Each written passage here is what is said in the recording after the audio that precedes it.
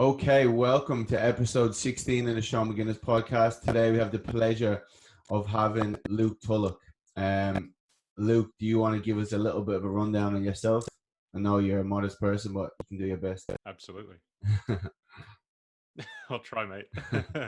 I'm an online educator, I suppose, and an online coach at the moment. But I think this is my 13th year in the fitness industry, and started in the big box and did a bunch of in-person sessions. Moved to a sort of more boutique facility maybe 4 or 5 years ago, and at the start of this year, just got on the road and got stuck in Europe with border closures and that sort of stuff. But loving it, mate. And I operate all my business online now. So a bunch of online clients, and then I do education for personal trainers as well. Yeah, Luke pumps out unbelievable content, kind of bridges the gap between the science and helps get that good application for people, which they can understand, which is kind of why I started the podcast, because a lot of fitness and fat loss podcasts are brilliant, but for Gen Pop, you'll probably zone out straight away. And you're like, all right, Totally. how do I actually apply this to my life? It's a bit different.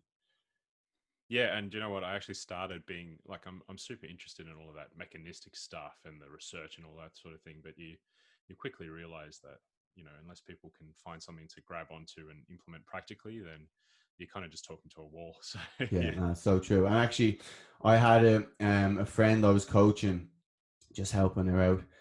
And nutrition wise, we obviously start where that person's at. But I think I used at the time just the precision nutrition portion guide.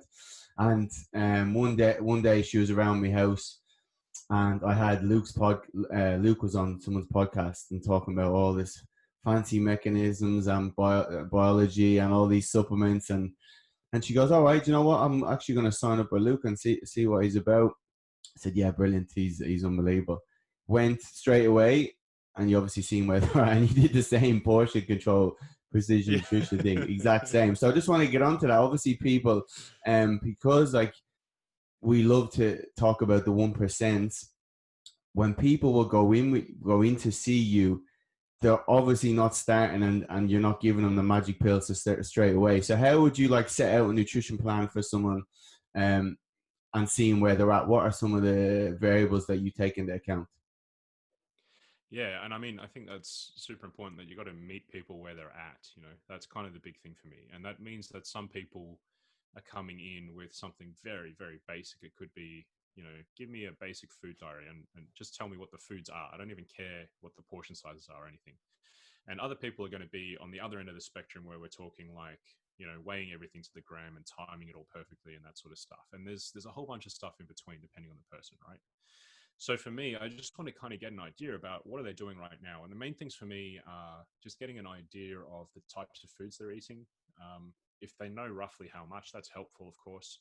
And then how many meals a day they have is also a really big one, because fundamentally what we're trying to do is trying to like get these new habits that are going to make a difference to them into their lives with as little friction as possible. And so to give you an example, if I have a guy come in who has a busy office job and he eats 3 meals a day, for me to then tell him he has to eat 5 or 6 meals a day is going to be untenable, right? So for me, it's just trying to find where are they at right now and what is basically the smallest change I can make to still get results for them.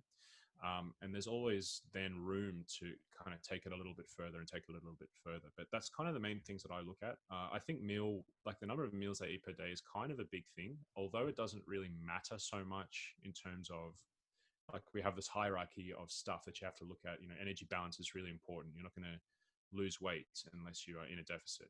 Getting enough protein is really important. All those things are great. But from a practical perspective, I think a lot of people think about, what do I have for breakfast? What do I have for lunch? My afternoon snack, blah, blah, blah. And so if you can kind of talk to them in their language, then that's really, really helpful. So that's what I try and come in at, and then that opens a door for you as a coach to then start doing something a little bit more fancy with them. Yeah, so obviously, rather than people will always come in and say, Luke, you're smart, like give me a meal plan, and they're probably like saying that straight away, where they don't have any structure, or they don't have the shit together at all Yeah. to be able to handle it. So just touching on that point where you're talking about friction, because we may see people on social media, their transformations, and a lot of the time I forget who said it. I had Phil Lerney on the last guest, and he goes, most of the Mm. like your good transformations are going to be people who are single, have no life, and can food prep every single meal. So talk to me a little about friction in regards to real world application that people that actually have responsibilities in their life. Yeah, yeah. I mean, friction's huge. Like this whole concept to me is what makes or breaks any lifestyle change.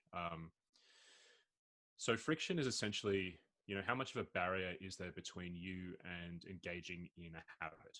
And that could be something really small. I'll give a couple examples in a second, but I just want to note that you can use friction in both directions. You can put more friction in front of habits you don't want to engage in, and you can reduce friction in front of behaviors that you do want to engage in. And if you do both at the same time, then you can get a really meaningful change.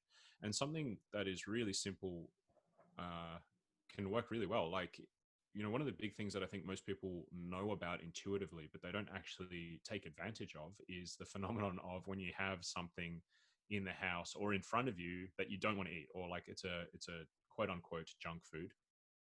Um, there's some research showing that if you have a big bowl of popcorn covered in butter and a big bowl of apple slices, it doesn't matter which one you sort of prefer, it's the one that's closest to you that you end up eating. So in this study, what they did is they put some people in front of the apple slices, and the popcorn bowl was literally just out of arm's reach. So I mean, it's still right there, and you could get it if you wanted to.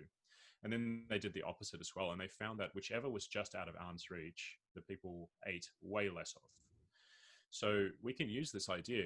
It's literally like if there's a piece of fruit in your eye line, you're more likely to eat it. If there's a bag of chips in your eye line, you're more likely to eat it. And so for some of my clients, the amount of friction that we use is minuscule. It's like taking those chips and putting them in a cupboard where you can't see them, or putting them just out of reach. And you can get them. If you want them, you can get them. It's easy, but you don't, or you don't as often.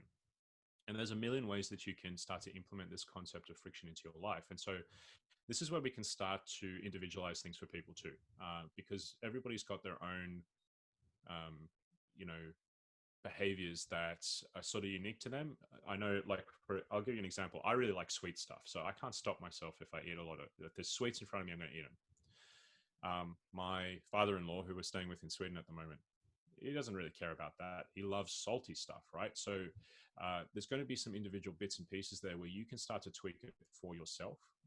And that's really where you can find these more sustainable practices coming in. Because if we take some general advice of like, okay, you have to eat X amount of protein per day, and we apply that to everybody, some people are going to find that very easy and some people are going to find that really hard. And so we need to find these little ways of making that easier for certain people via certain methods and in individualizing that. And that's one way that you can do it via friction. So yeah, I think it's a massive thing. And fundamentally, what we're looking for is adherence to the program, because like you mentioned, with those transformations, you can get almost anybody a fantastic result over 12 weeks if they're willing to just be a robot. But the reality is that you were around as well when, like, it's still happening, but there were all of these transformations happening in Sydney. We must have been around like sort of the 2010 mark for Yeah. a couple of years. It was like the thing to do, is to do this 12-week transformation.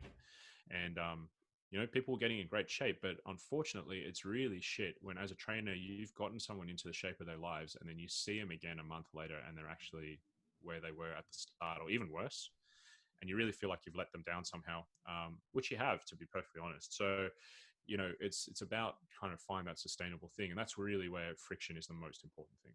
That's amazing. And even so much to touch on it. Even on the last bit, transformations in Sydney, half of the fuckers were trainers themselves.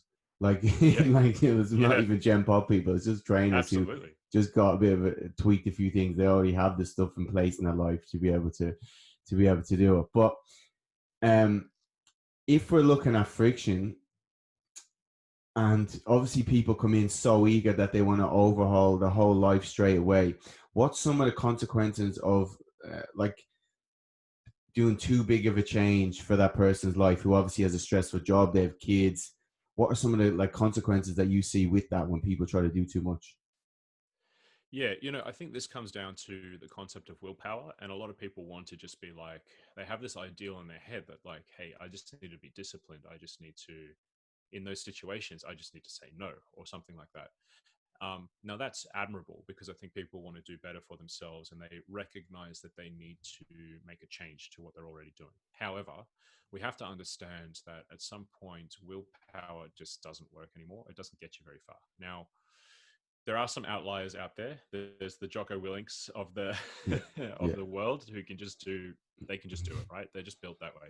But most people are not like that. And at some point there's going to be some kind of external circumstance outside of your control that will you basically just kind of willpower your way through that. So I do think it's a case of like, let's try and rely less on willpower and let's try and rely a little bit more on habits, because that's essentially what a habit is. It's something you do without really thinking about it.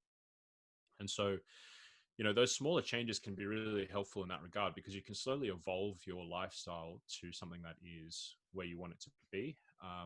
Now, I think in some cases, making a more sort of delineated change can be helpful for people. And I think that's probably why some diets, like if people go into a paleo diet or a low carb diet or something, it can work quite well for some people because it just draws a line in the sand for them and says, hey, we're not eating sugar anymore. It's done. That's it. So that can be helpful. But I think in the vast majority of cases, then it just makes you really inflexible. And so if we're making these gradual changes, the key thing that it gives us is it gives us some results and it pushes us in the right direction, but it also gives us a ton of flexibility. And for me, that's kind of where it's at because, like you mentioned, people are going to have jobs, they're going to have stress, they're going to have all that sort of stuff. And like I sort of alluded to before, there's a ton of shit that's going to happen outside of your control that you then need to respond to. And so we want to build this resiliency and flexibility so that we can roll with those punches. We can still continue to move in the right direction, even though we're having some stuff happen that's outside of our control. And I think that's like key for a long-term result.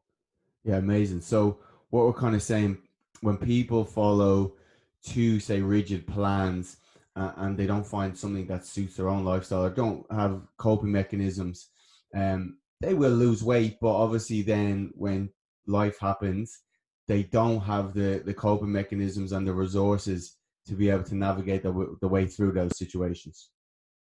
Yeah, totally. And this happens a ton with my my people that I coach. Like, I think a lot of people think that what coaching is like coming up with fancy protocols and magic numbers and like weird workout plans or some way of squeezing your bicep that's different than something. And like honestly, that's really not what most of it is about. Most of it is about trying to take in the big picture of what's happening across all domains of the client's life and then trying to move us forward in a sustainable way over time.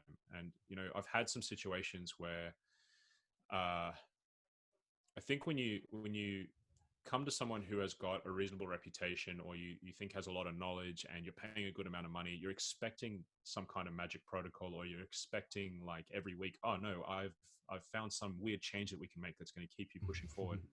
And a lot of the time with my clients, their macros, etc., will stay the same for months on end, and I have to try and explain to them that, hey, it's my decision making process that's allowing us to stay on basically the same sort of structure and still get you moving in the right direction. Because fundamentally, I don't want to have to react to situations all the time as a coach. I don't want to be like, oh shit, you did this or you ate off plan this week. Now we have to change everything for a week and then we have to change back to this. Like, that type of thing is not what I'm looking for. I'm looking for something that is smooth and consistent and easy to stick to long term. So yeah, there's always going to be something external happening. And so a lot of what we're trying to develop as coaches is the ability to tolerate that, roll with the punches, and still be flexible and still have an intact plan. And like I said, sometimes it's not going to be, you're not going to be moving at 100 miles an hour in the direction of your goal. Sometimes it's going to be like a steady 20 miles an hour, but you're still moving in the right direction and the brakes are never applied. They just keep going in that way, right? That's kind of what we're looking for. Yeah, amazing. Obviously, like Luke was alluding to before, yeah, it's okay, you may see transformations, but you have to take into account that the majority, especially the ones that we'll see the people a few weeks later, and they're in no position to be able to sustain those results. Okay, now we're going to talk about maintaining your results after, but I just want to start. Last week we had Phil Learning on the podcast, and we we're talking about kind of how he approaches Gen Pop, and the same way his approach, where either they're tracking the same as what you would say, or they'll log their foods.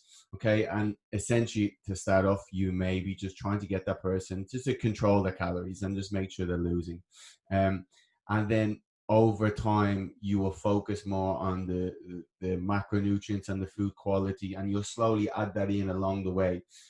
Is that how you approach it with your own clients, in regards if they will track, or if they don't like to track in MyFitnessPal? How do you approach it with your clients?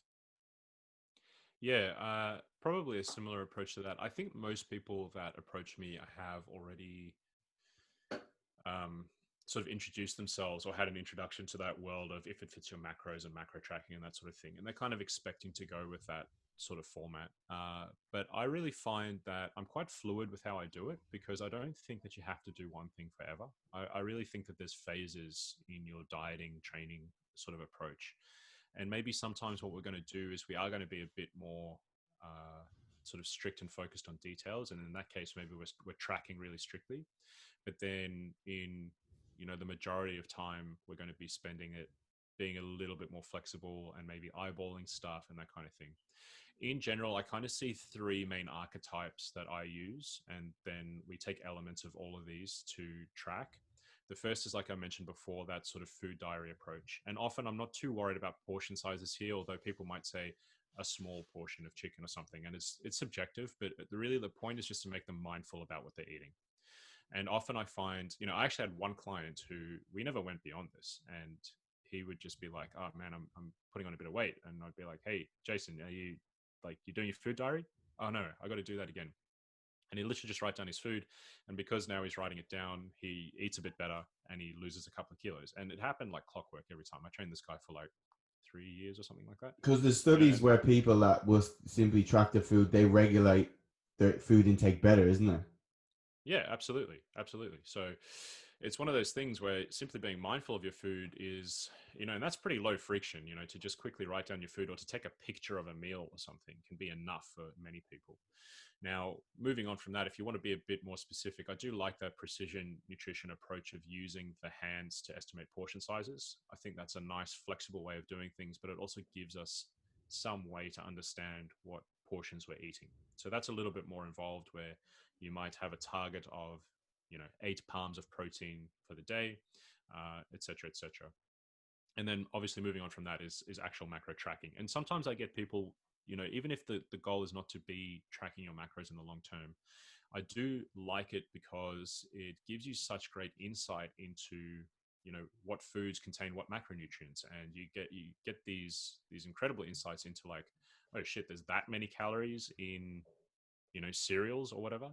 Uh, and for me, I think then it gives people a much better understanding when they go back and use other methods that are maybe not quite as rigid, to understand like, oh, okay, I know that eggs, yes, they're always said to be a really great protein source, but they also have, 6 grams of fat per egg or whatever. So I know I'm getting 50-50 protein and fat here. Um, and now they understand that. So I think you can kind of chop and change, and there's pros and cons to all of those approaches. So for me, it's always finding, okay, what has the client done previously? If they've previously tracked and they like doing it, cool, we can do that. If a lot of people who come to me are looking to actually relinquish some of that sort of very rigid control over their diet, and they're looking to have more flexibility. And so in that case, then I'm going to introduce some more of those elements that I mentioned earlier. Yeah, that's amazing. Yeah, I like the way you quote unquote periodize like your nutrition and where someone's at the time, and use all the different tools, because I think well, especially with tracking, obviously one of the main tools is that awareness like you're talking about, and you're trying to develop the education. Again, it is a tool. You need to be educated on what's in certain foods, because especially the time we were around where everyone was doing low carb and paleo, which is good because obviously you're eating less palatable food, so a lot of time you're just going to eat less calories anyway. But then when someone goes back to eating, enjoying foods and eating processed foods, they simply have an awareness of what's in those foods, and then that's one of the reasons they can't sustain that results. Is that, would you agree with that? Yeah, totally. I really view it as a modern day skill. Like in the same way that you need to learn how to, budget for a household or drive a car or whatever. I think that this is a modern day skill because never before have we had the access to food that we have in the world at the moment. And so you need to understand how to deal with it because it fundamentally affects your entire life, from your physical health to your mental health to how you interact with people socially. Like there's this whole aspect of eating that people don't seem to appreciate, that it's a social lubricant more so than say alcohol is, for sure. It's a cultural factor for a lot of people. I mean, try taking pasta away from an Italian. It's just not something that you can do. And so it has this massive cultural impact and social impact on you. And we know that that sort of social interaction is a key element to your mental health and your happiness. So, not to get too esoteric with it, but getting a handle on your food and being able to develop your skills with food is something that's fundamentally going to affect every aspect of your life.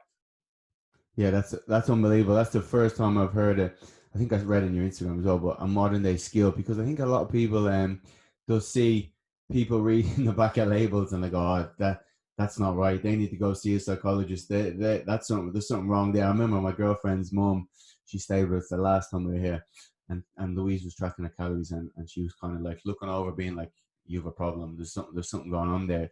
Um, but yeah, and the way you said that in itself, getting that education will free up occasions and allow you to live a more enjoyable life while sustaining those results.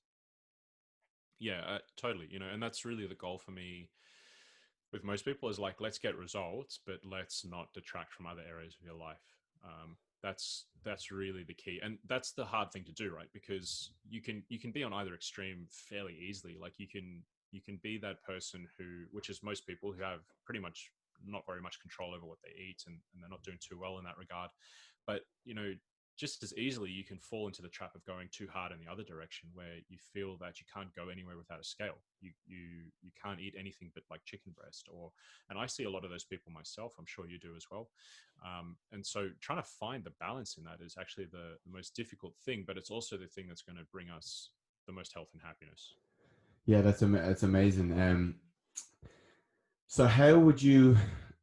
Okay, let's say somebody has done a phase of tracking, they have lost a bit of weight.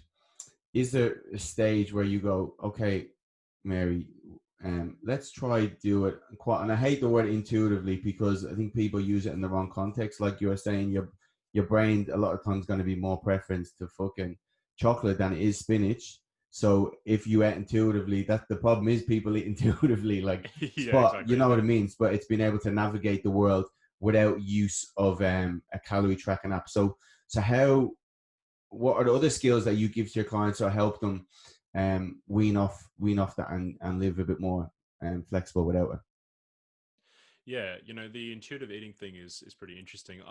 When I use it, I think I want to refer specifically to the intuitive eating framework, which was originally proposed in the 90s by a couple of dietitians in this book, and they had like 10 key principles of it. Now, I think the way some of it is worded is a little bit like, it's a little bit hard, it's a little bit extreme.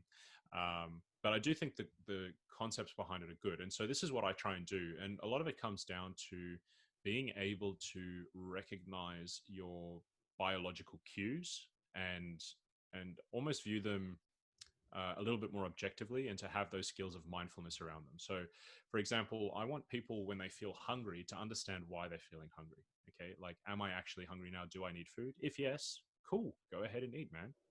You don't, and maybe you don't have to track it, right? Like, that's kind of where we want to get to.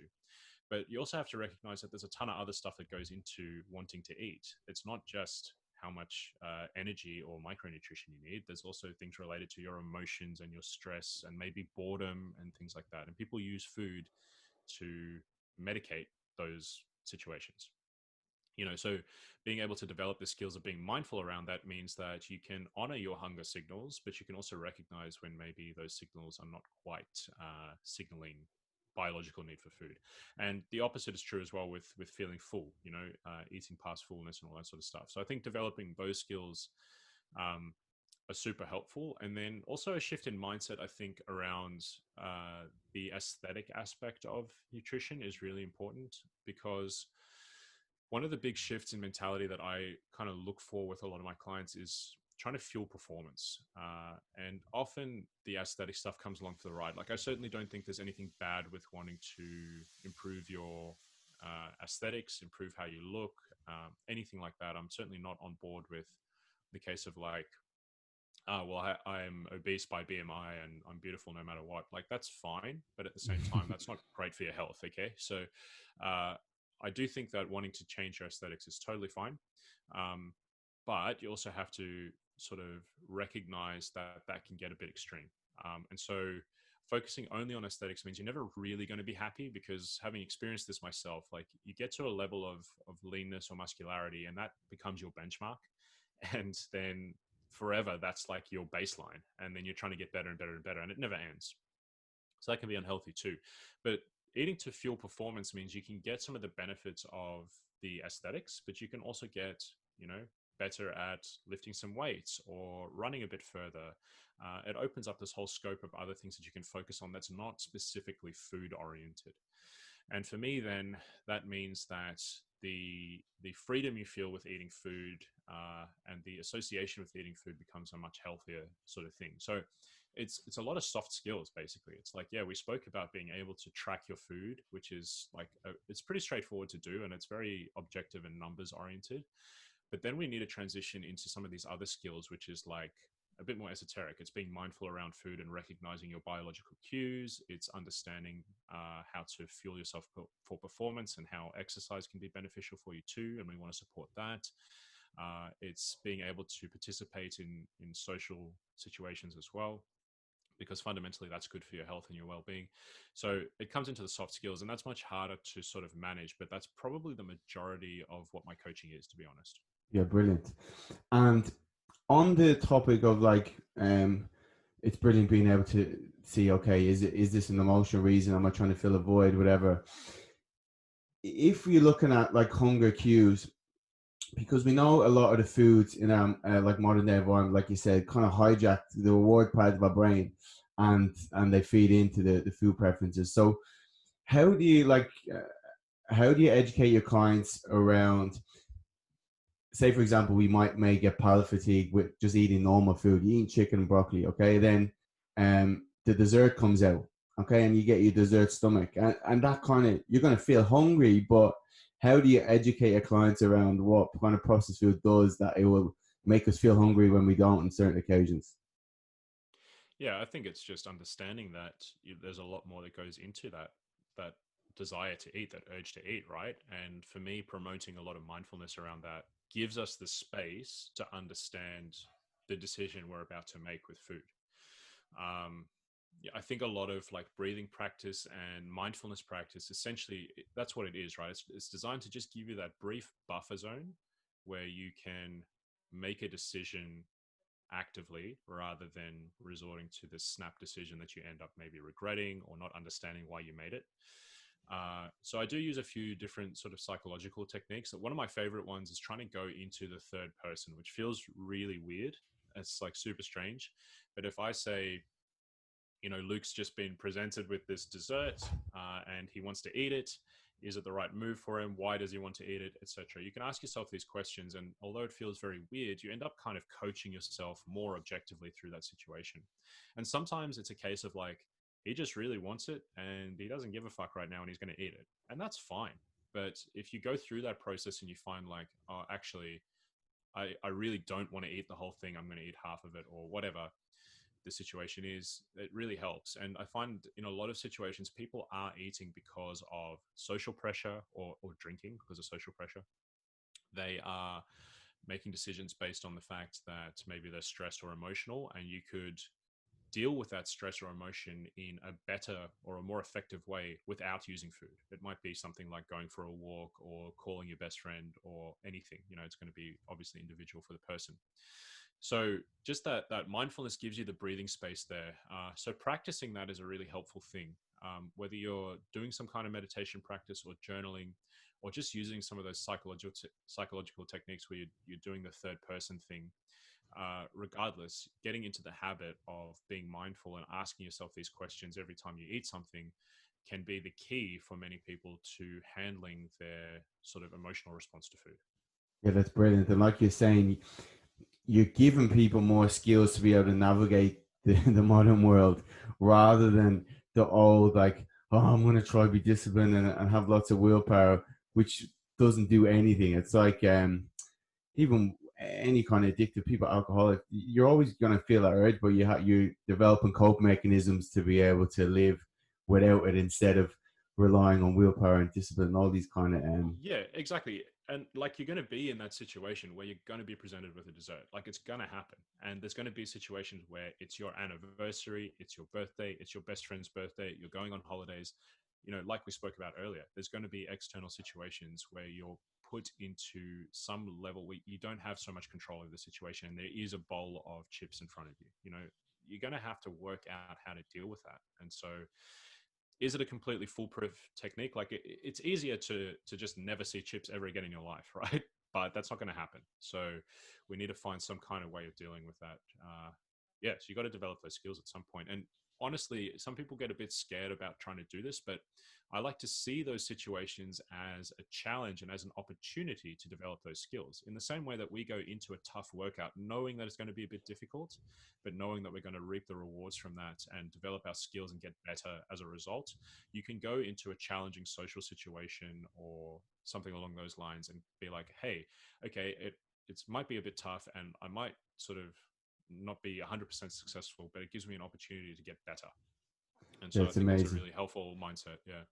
And obviously, if it's going to be more, oh, you may need to look at it more if it's constantly happening every day. But like, obviously, if it's just on the odd occasion where you're like, okay, it's all good. But obviously, if that's one of the biggest factors preventing you from leaning up in the current moment, you'll use, obviously, like you talked about, a food diary where you can start to see patterns and behaviors, and then you can use these coping mechanisms to try and navigate it, and obviously aim to reduce stress when you can, because that's probably going to be a big trigger, um, in most cases. So just when people come in, say for example, they may eat 2 meals a day. Okay, now if we look at, for muscle retention or gain, you may say, okay, eating kind of protein every 3 to 4 hours is probably more beneficial than 2 meals. How would you navigate someone? They start off with 2 meals. Is it a case that you would suss out and see, would that person eat 3 meals, or is it a pros and cons that you go, okay, it actually works better if they're eating 2 meals, so I may sacrifice a little bit of muscle gain or retention because that person's going to lose fat? What considerations do you look at with clients when looking at meal frequency and stuff within a calorie deficit? Yeah, yeah, definitely. Well, I think there's no question that, you know, like you said, eating that protein dose, for example, every 3 to 4 hours is going to be better. Okay, there's no question around that.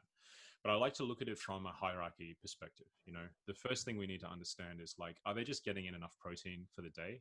If they are, then that's kind of enough for now. And then, yeah, we may investigate like, is it possible for them to eat a third meal for sure? You know, because 2 meals a day is like pretty extreme. Most people probably eat between 3 and 5 meals a day, right?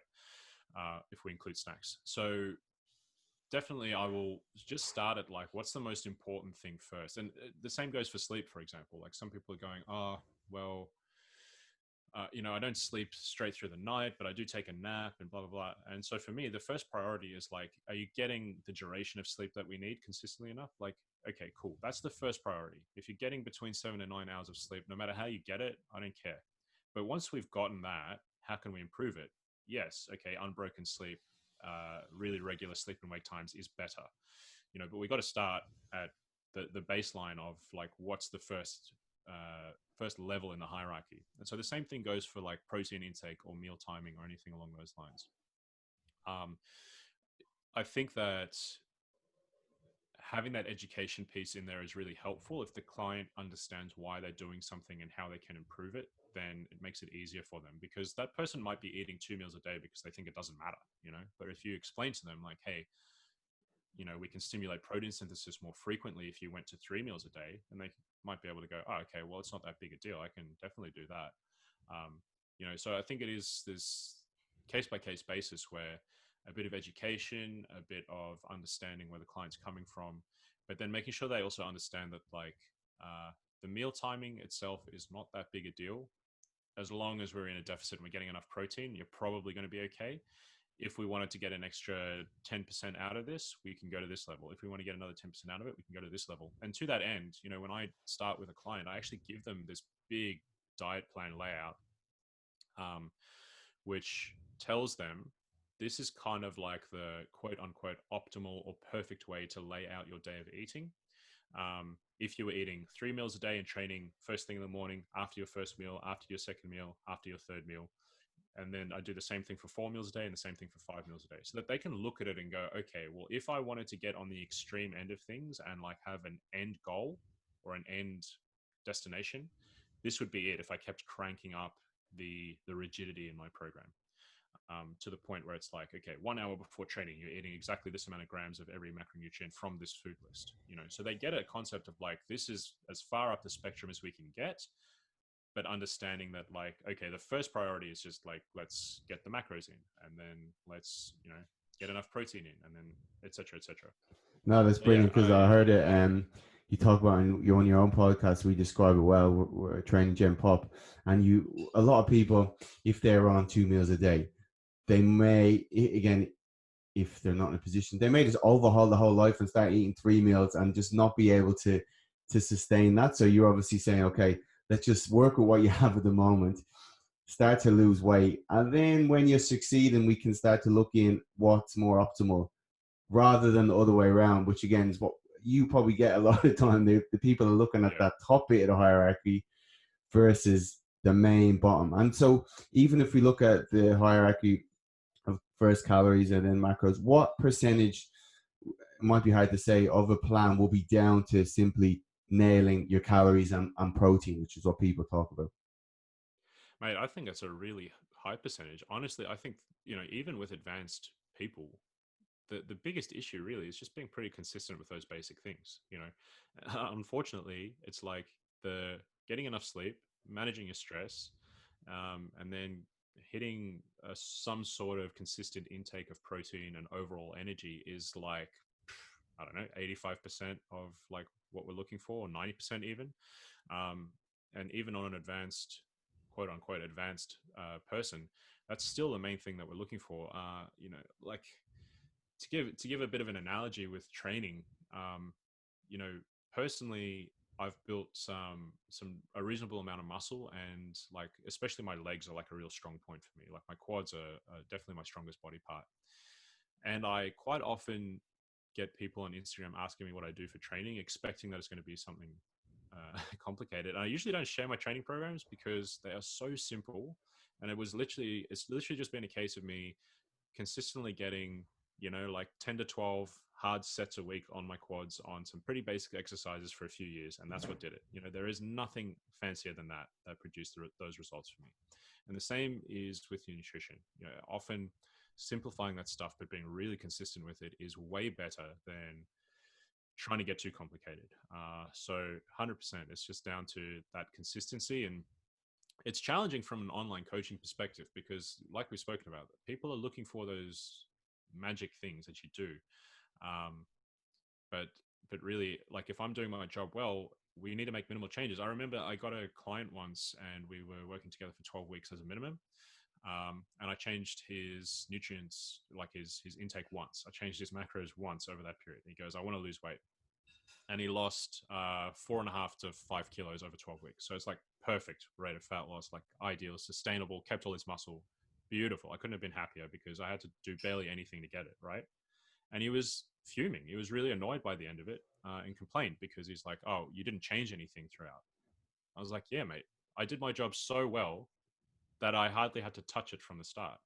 And that's really what I'm looking for. But unfortunately, the client is looking for the weekly tweak or the reactionary response. But if I'm a good coach and I'm able to anticipate what's going to happen and work out what's perfect for this person, then ideally I'm not touching stuff too much, right? So I think it's the same with like exercise cueing. You can get these coaches that think that they are really good because they give a client 12 cues each squat rep, but really the great coaches will be able to get the client to squat well with as minimal input as possible, right? Uh, yeah, so there's some analogy to be made there, I think. It's so funny. You're like, what am I fucking paying you for? We've seen it. I always Yeah, talk about when people, even when you do face to face, and you don't leave people in a wreck on the ground, then they go, well, I'm after paying you a lot of money here. Why can I still walk down the stairs? Obviously, you thinking that, well, I need you to move and train the next day, thinking it's yeah, two steps ahead, but it's human nature. Um, you've obviously touched on sleep, which is I kind of feel a lot of the lifestyle factors they may be a bit boring to put out on social media, and when you're looking at stress reduction and maximizing sleep, but how do those two things particular influence a calorie deficit? Because people always say, oh, it's just a calorie deficit, without looking at these other lifestyle factors. Well, if they're negatively off, what impact will they have? yeah. It's pretty big. Like there's obviously quite a lot that goes into us being able to nail that energy balance from a behavioral perspective. You know, like how are we eating, how are we moving, all of those sort of things. Now, sleep and stress are going to impact that quite significantly. So we know there's an interaction with stress hormones and appetite, for example. Uh, the energy seeking behavior that the brain enacts as a result of having more stress is quite significant. And that comes down to how much we're likely to move, our cravings, how much we're likely to eat, all of those sort of things. And as we mentioned before as well, some people, or everybody really, but some people are more prone to this than others, will sort of seek to mitigate stress through food, and they'll use food as their primary mechanism of dealing with stress. So there's that sort of emotional behavioral regulation issue as well. And the same ties in with sleep. You know, we have plenty of data showing that uh, less sleep will result in more cravings, less proclivity to move around throughout the day, meaning that your energy outside of the equation is being affected, your trainability, your recovery from training, just your general mood as well. All of that stuff's going to be affected. Your decision making tends to get a little bit worse as well. We see disinhibition of the sort of risk control centers in the brain as well. So you might have more chance to just have a sort of fuck it moment. Um, you know, and aside from anything else, there's research also showing that even if you lose the same amount of weight from the same calorie deficit, if you're getting less sleep, more of that weight lost is going to come from lean tissue than from fat tissue. So there's research quite literally showing that the exact same body weight reduction was achieved in two groups, but the group that was sleep restricted lost far more muscle mass than they did fat, which is obviously a situation we don't want. So there's sort of multiple levels where this comes into play from a molecular sort of level in terms of protein synthesis and that kind of thing, all the way up to those sort of emotional regulation and behavioral centers in the brain as well. So it's a big piece that people don't really give enough credit. And yes, it's not that sexy and it's a little bit intangible for a lot of people, but it has those flow-on effects to all of the other things that we're trying to do. So to you know, reduce the friction of all the other things, managing stress and getting enough sleep is really a key factor. Yeah, that's brilliant. And obviously, that will dictate in how long you can sustain that plan as well with the protein and calories. So it's kind of everything's a roundabout. It swings back into each other. Now on the topic of stress reduction, because obviously we both worked at the same gym at one point in the city, and you're working in the middle of CBD with some high powered executives where if you're looking at high stress, high cortisol, you're not going to tell that person to go to a yoga class a few days a week. So I do love the stuff that you put out in regards practical stress reduction for people that aren't going up to the top of the Indian mountains and doing yoga up there. Yeah, totally. Yeah, it definitely you have to pick your audience with this because you know I have some clients where I'll suggest something like you know journaling to them or whatever, and that's going to be fine. But other people are straight away just like, dude, that's not me. I don't like that sort of stuff. You know, so you do have to find a way of delivering this to people and For me, honestly, it's some simple lifestyle modification stuff. Like the biggest thing for me is like have a hobby or something outside of work that you enjoy. And you actually see this quite a lot with fitness professionals, because a lot of the reason that PTs got into fitness is because that's what they were good at, it's what they like doing, it's what they like reading about. And so they train people all day, they train themselves, they go home and they watch weightlifting videos or whatever, or watch sports videos. Their entire life is literally fitness, and they don't have anything outside of that. So the same applies to pretty much everybody, but I think that having something else aside from your work, uh, and aside from what you normally do, is a really good way of managing stress and being proactive about it, right? um, Now that actually has some other benefits too. Like there's some psychological research showing that the self-efficacy of people at a job is improved if they have a hobby that's more dissimilar to their work. In other words, they're able to sort of progress more easily in their careers the more dissimilar their Wow. hobby is to the work. And I think that's because it helps you to develop skills in other areas of life as well. So I'm really big on that, and that's going to be super individual, right? So that's kind of the fun thing about it, is that there's no broad-based prescription we can give for that. But I do think that some kind of active stress relief is helpful. Now, for some people, it might be journaling, it might be meditation, it might be yoga or stretching. Other people, it might be something as simple as like getting outdoors more often. There's tons of different ways you can implement this, and you can kind of think outside the box with it. But I do think that being proactive with it is good, because the problem is with stressful situations and stress in general is that most of the time it's coming from an external source that's out of your control. It's going to be some shit that happens at work, or someone's been a dickhead to you, or someone drives into your car, or your daughter gets pregnant, or something like that, right? Maybe getting pregnant is a good thing. Maybe it's not a good thing, right? Depending. And so you need to have some kind of stress resilience strategy in place, ideally prior to that happening, you know, so that you don't get the massive effects of it. And let's not be like too airy fairy about this. Like, you're going to have some periods of stress, and you're going to be affected by stress. Like, there's no way around that at some points in your life, right? But what we want is we just want to reduce or mitigate that stress response to some degree. And so it doesn't necessarily help that, like, COVID-19 happens, and then all of a sudden you're like, fuck, I got to do something about this. Maybe I'll take up meditating.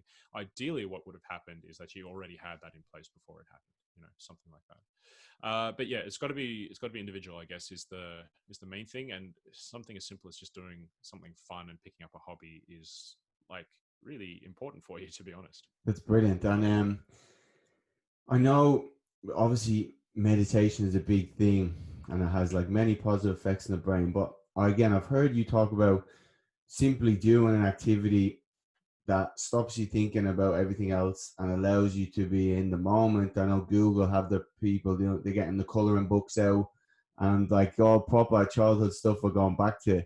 Um, so is that kind of a form of mindfulness? Obviously, will it reduce stress if we're doing a hobby or we're doing something that stops us thinking about everything?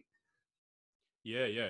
There's so like the main kind of mechanism or goal of meditation, as far as we understand it at the moment, is that when we are not focused on a task, we have this sort of different regions of the brain light up in a particular pattern, and we call it the default mode network. So you can think about the default mode is just us being um, unfocused, kind of mind wandering, thinking about various things, daydreaming, that kind of thing. We're not focused on a particular task. And so, what mindfulness is doing by getting us to focus on the sensations that we feel, or it might be the sensation of the breath, it might be a body scanning technique, those kind of things, is that it's engaging the mind, right? And forcing you to focus on something. And so it's quieting those regions of the default mode network. That's kind of the point of it. Now, we can do that with other tasks. If you're playing guitar and you're really focused on, you know, learning a scale or something like that, you're kind of doing the same thing, right? The same with the coloring books or whatever. So, in a way, it's kind of achieving the same thing that meditation is doing. Now, generally speaking, the sort of sensory input and the switching of focus is greater when you're engaged in tasks like that than just pure meditation sitting with your eyes closed. So I still think there's some benefit to that. However, I also think that there's plenty of other tasks where you can keep your phone out of arm's reach, for example, not have necessarily some music on in the background and not have these other distractions around you, but just being focused on that particular task. And that's really the key factor there, and that's going to be really different depending on the person once again. But I do think that something where you have control over your focus, you're directing your focus. So in other words, you're not like watching TV or something like that. And you're involved in some kind of hobby that enables you to just kind of get lost in it and try and achieve that almost that state of flow, right? Is kind of what we're looking for, and striving for that. And I think that has a similar sort of benefit to meditation for many people. Amazing. And obviously, it will tie back into um, well, sleep quality, and the fact that if you're stressed all day and you don't have these outlets, will that, do you find that's one of the biggest disruptors, or plays a massive role in people's sleep quality as well? I know you were saying because we don't take any time for ourselves to kind of let subconscious wander.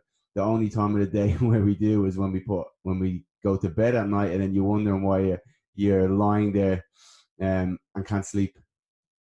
Yeah, totally. So, I think there is that aspect of meditation where you're learning to focus better so that your mind isn't like constantly doing the Rolodex thing or it's just flicking through different topics. So that's the first thing. And like to be quite clear, what you're doing whenever you engage in activity is you're physically changing the structure of your brain. In the same way that training physically changes the structure of your body, so does any task that you engage your mind in, right? So when we're flicking through social media or switching between tasks all the time, whatever, we're training the brain to be better at that. And that means that generally speaking, you're going to feel a little bit more scattered and less focused. But engaging in a task like reading, or yeah, like we mentioned before, any of the other tasks, you're going to train more focus and the ability to focus a bit better and be a bit less sort of scatterbrained, so to speak. But I also think, so that's one thing is being really focused, but I also think giving your brain time to actually daydream and to go through and think about and connect the dots with some of these things is really important. So I tend to think of the brain as having two kind of modes of thinking. The first mode is that sort of spotlight focused mode.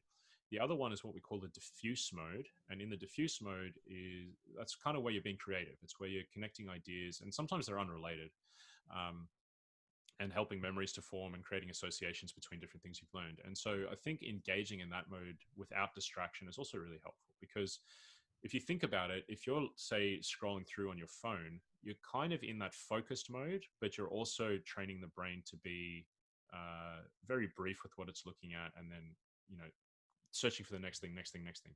So it's kind of like you're in the focused mode, but you're also unfocused in a way. Whereas if you're purely in that diffuse mode and you're allowing your brain the space to kind of breathe and think about things and think things through and have those subconscious connections, that's often what happens, like you mentioned, when you first go to sleep, because that's the only time you're not occupied by a podcast, social media, listening to music, focusing on your work, etc., etc. There's never any space anymore for us to just be, right? So the first time that happens is when you go to bed at night, and then you find people's minds are just like flicking around, and they find it really difficult to just be quiet in their head. They've got all their best ideas when they first go to sleep. So I think that there's definitely space for you to have that time throughout the day where maybe you go for a walk for 20 or 30 minutes and you're allowing no other distraction, but just letting your mind wander. And that's separate to meditation. Like I mentioned, they kind of engage different ways of thinking in the brain, but I think they're kind of equally valuable. Amazing, beautifully explained. And again, that's not me on a high horse. That's something I need to get better as well. I need to stop Yeah. walking around. Podcasts are great, but I need to fucking let my brain wander from time to time. I'm not that good at that. I need to get better at that as well. Yeah, yeah, Well, totally. it might be better. Jiu-jitsu is back next week, so hopefully that's Oh, cool. one of the hobbies back. One of the hobbies back, and that's one of the things. Just wrapping it all up is, if we tie everything back into a look at someone's plan, that's some of the strategies that obviously you are adding on and giving to your client when needed as they go in the long haul process. Is that right? Yeah, totally. And like like I mentioned, there's going to be a ton of stuff that you could dump all of this on a client at once, right? You could go in and be like, this is all the shit, all the things you have to do, all the shit you have to implement.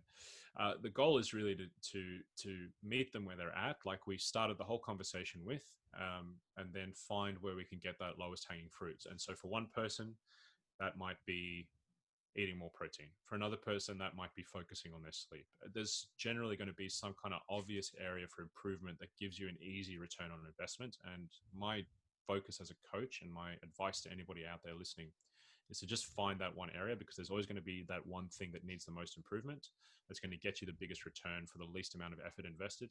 And you should chase that. And if you just constantly chase that lowest hanging fruit, you end up making so much progress in all the areas of your life. So that's kind of what I'm trying to do as a coach for my clients as well. Unbelievable. And obviously that comes back then getting the awareness from that is when you start to track your behaviors and habits and food log or whatever system you want to do. You obviously need that awareness. Unbelievable. Luke, give the listeners, or hopefully someone's fucking listening to this, an idea of where to find you, where to find all your information. You've shot up fast over the last year, which is brilliant to see. How can I get a hold of you? Your Instagram, coaching? Yeah, Instagram is @_Luke Tulloch, and my website is luketulloch.com. Everything's there, so be easy to find it all. Yeah, I'll link it as well. Unbelievable. Luke Tulloch, thank you so much. I appreciate it coming on Yeah, today. man. Thanks a Absolute lot. knowledge Thanks a bombs. lot for having me.